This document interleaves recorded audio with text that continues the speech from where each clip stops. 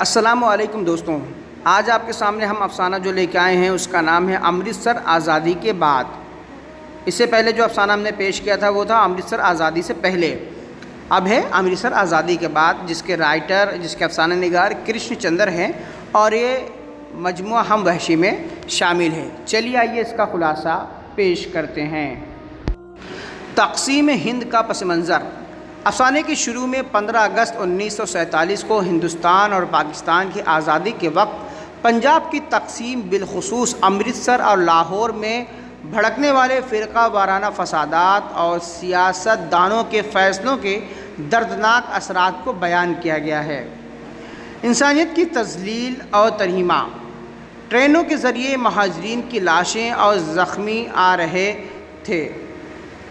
بچوں کا پانی کے لیے تڑپنا، ہندوؤں اور سکھوں کا مسلمانوں سے پانی کے بدلے روپے وصول کرنا اور پھر بھی پانی نہ دینا، نیز اکائی رضاکار کا خون کا پانی کہہ کر پیش کرنا، انسانیت کی زوال پذیری کا نقشہ کھینچتا ہے۔ سیاست دانوں اور سرمایہ داروں کی عیاشی۔ افسانے میں دکھایا گیا ہے کہ معصوم لوگ اور مہاجرین لٹ رہے تھے، جبکہ ملٹری اور سیاستداں اپنی چالیں چل رہے تھے۔ آزادی کی رات گولیوں اور بموں کا شور تھا، جس کا فائدہ مغربی ملکوں اور اسلحہ ساز کمپنیوں نے اٹھایا۔ لوٹ مار اور اخلاقی زوال۔ سردار سمندر سنگھ جیسے لوگ جو خود کو قوم کا لیڈر یا خادم کہتے تھے، وہ بھی مسلمانوں کی جائیدادوں اور گاڑیوں کی لوٹ مار میں شامل تھے۔ لوگوں نے لائبریریوں اور فلسفیوں ارسطو، سقراط اور افلاطون کی کتابوں کو جلا کر راکھ کر دیا۔ امرتسر کی ماں کا مرثیہ یعنی مرکزی پیغام۔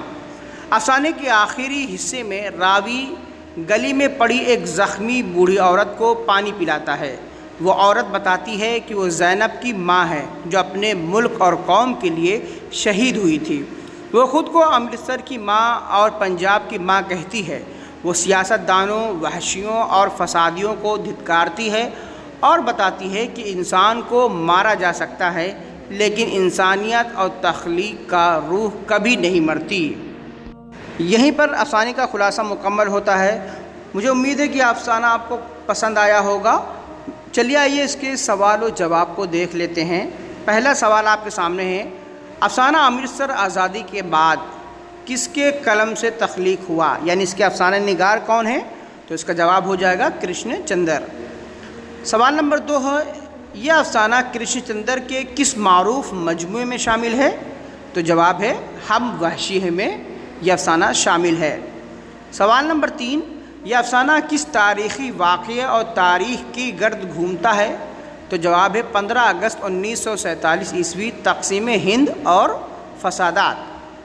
سوال نمبر 4، متن کے مطابق آزادی کے وقت کون سے 2 شہر فرقہ وارانہ فسادات کی ہولناک لپیٹ میں آ گئے تھے؟ تو جواب ہے لاہور اور امرتسر۔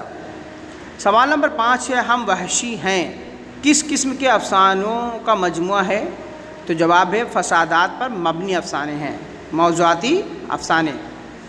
سوال نمبر 6 ہے، افسانے میں پاک ہند ریلوے اسٹیشنوں اور گاڑیوں کے ذریعے کس چیز کا دردناک منظر پیش کیا گیا ہے؟ تو جواب ہے مہاجرین کی لاشوں، زخموں اور پانی کے لیے تڑپتے بچوں کا۔ سوال نمبر 7 ہے، پانی کے لیے تڑپتے بچے کے سامنے ہندو مسافر نے ایک گلاس پانی کی قیمت کیا مانگی تھی؟ تو جواب ہے 50 روپے، جو بعد میں 100 روپے تک پہنچی۔ سوال نمبر 8 ہے، فساد کے دوران کن مفکرین اور حکماء کی کتابوں کو چولہے میں جلانے کے لیے پھینک دیا گیا تھا؟ تو جواب ہے ارسطو، سقراط، افلاطون اور شیکسپیئر کی کتابوں کا۔ سوال نمبر 9، افسانے میں لوٹ مار کرنے والے کس رہنما کا ذکر آیا ہے؟ تو جواب اس کا ہو جائے گا سردار سندر سنگھ۔ اگلا سوال ہے، سوال نمبر 10، افسانے کے آخری حصے میں راوی کو گلی میں پڑی زخمی بوڑھی عورت کس کی ماں ہونے کا دعویٰ کرتی ہے؟ تو جواب ہے زینب کی ماں، جو امرتسر اور پنجاب کی ماں تھی۔ سوال نمبر 11 ہے، افسانے کا مرکزی کردار بوڑھی عورت کس جذبے کا استعارہ ہے؟ تو جواب ہے انسانیت، ممتا اور پنجاب کی روح کا۔ اس افسانے کا آخری 52 نمبر کا سوال ہے، تم وحشی ہو تم درندے ہو لیکن ہم نہیں مریں گے، یہ الفاظ افسانے میں کس کے ہیں؟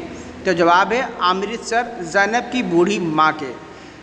تو یہیں پر ہمارا افسانہ مکمل ہوتا ہے۔ ایک چیز آپ ذہن میں رکھیے گا کہ میرے منہ سے شاید سندر سنگھ کا نام سمندر سنگھ نکل گیا ہے، تو آپ اس کو ٹھیک کر لیجئے گا کہ جو وہاں پہ کردار ہے، جو نیتا رہتا ہے، وہ سندر سنگھ ہوتا ہے۔